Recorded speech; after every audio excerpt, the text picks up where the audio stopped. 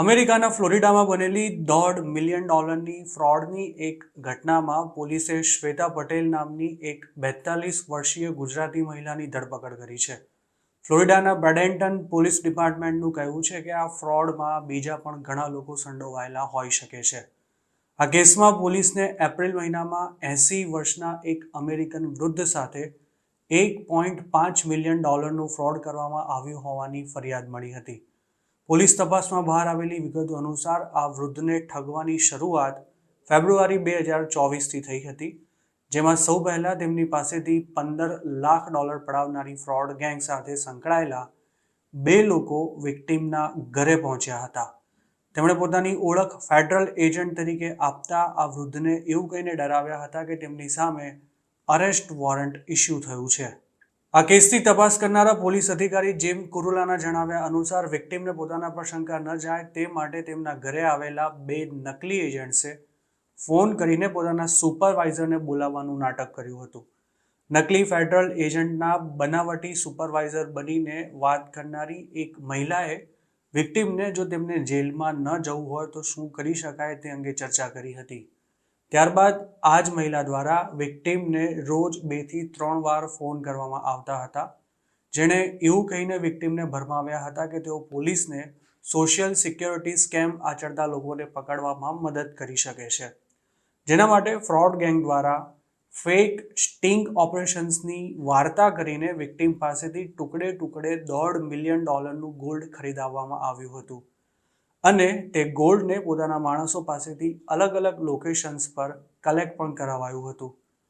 ત્યારે વિક્ટિમ એવા વહેમમાં હતા કે તે અરેસ્ટથી બચવા માટે ફેડરલ એજન્ટ્સની મદદ કરી રહ્યા છે અને જે લોકોને તે ગોલ્ડ આપી રહ્યા છે તેમનું સ્ટિંગ ઓપરેશન કરવામાં આવી રહ્યું છે. જોકે વાસ્તવમાં આવું કંઈ હતું જ નહીં અને ફ્રોડ ગેંગ વિક્ટિમને પોલીસ માટે મદદરૂપ થવાનું બહાનું કરીને છેતરી રહી હતી. વિક્ટિમ પોતાના રિટાયરમેન્ટ ફંડમાંથી ખરીદેલું જે ગોલ્ડ ફ્રોડ ગેંગના માણસોને આપી રહ્યા હતા તે રકમ તેમને પાછી મળી જશે તેવું ગઠિયાઓએ આશ્વાસન આપ્યું હતું, પરંતુ $1.5 મિલિયન જેટલી જંગી રકમનું ગોલ્ડ પોતાની પાસેથી કલેક્ટ થઈ ગયા બાદ જ્યારે ફ્રોડ ગેંગ દ્વારા વિક્ટિમનો કોન્ટેક્ટ કરવાનું બંધ કરી દેવામાં આવ્યું ત્યારે તેમને આ અંગે શંકા ગઈ હતી અને તેમણે પોલીસને જાણ કરી હતી. ફરિયાદ મળ્યા બાદ પોલીસ દ્વારા વિક્ટિમે જે પણ લોકેશન્સ પર ગોલ્ડ આપ્યું હતું તેના સર્વેલન્સ ફૂટેજ ચેક કરવામાં આવ્યા હતા. કોર્ટમાં ફાઇલ કરવામાં આવેલી એક એફિડેવિટ અનુસાર વિક્ટિમ પાસેથી ગોલ્ડ કલેક્ટ કરવામાં વપરાયેલી એક કારને પોલીસે ટ્રેક કરી હતી અને તેની તપાસમાં શ્વેતા પટેલનું નામ બહાર આવ્યું હતું. શ્વેતા પટેલ જોર્જિયામાં રહે છે, જેણે પોતાની ધરપકડ બાદ પોલીસને જણાવ્યું હતું કે આ મેટરમાં તેનું કામ માત્ર બેગ ઊંચકવાનું મતલબ કે ગોલ્ડ ઉઠાવવાનું હતું અને આ કામ માટે તેને કિંગ નામનો એક માણસ ઇન્સ્ટ્રક્શન્સ આપતો હતો.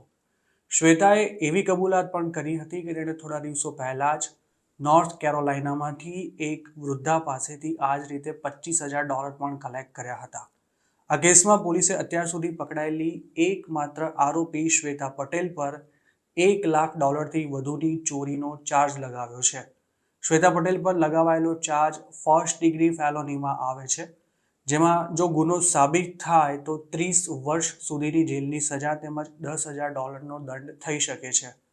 પોલીસને શંકા છે કે આ રેકેટ અમેરિકાના અલગ અલગ રાજ્યોમાંથી ઓપરેટ કરવામાં આવ્યું હોય તેવી પૂરી શક્યતા છે. હાલમાં જ અમેરિકાના અલગ અલગ સ્ટેટ્સમાં આવા ઢગલાબંધ કેસ બહાર આવ્યા છે અને તેમાં વૃદ્ધોને ટાર્ગેટ બનાવી તેમની પાસેથી લાખો ડોલરનું ગોલ્ડ પણ પડાવવામાં આવ્યું છે અને આવા કેસમાં અત્યાર સુધી ઘણા ગુજરાતીઓની પણ ધરપકડ થઈ ચૂકી છે.